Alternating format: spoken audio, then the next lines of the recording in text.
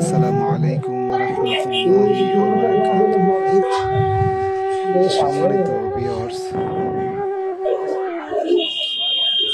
আমার প্রাণপ্রিয় জেঠাজি খুবই অসুস্থ। আজকে কাকরাইল ইসলামিক হাসপাতাল অ্যান্ড ডায়াগনস্টিকে ওনাকে দেখতে গেলাম।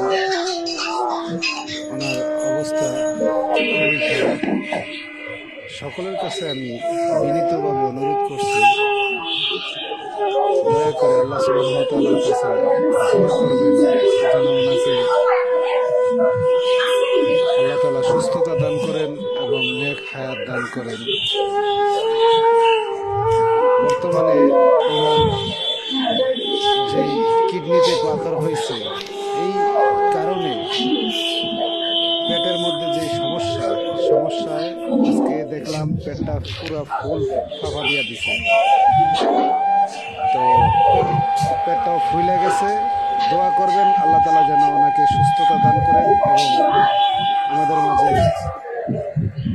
সুস্থ সবলভাবে আল্লাহ তাআলা ফিরিয়ে দেয়, নেক হায়াত দান করে। সেই জন্য আপনাদের কাছে দোয়া প্রার্থনা করতেছি আমি। দয়া করে দোয়া করবেন। আসসালামু আলাইকুম রহমতুল্লাহ।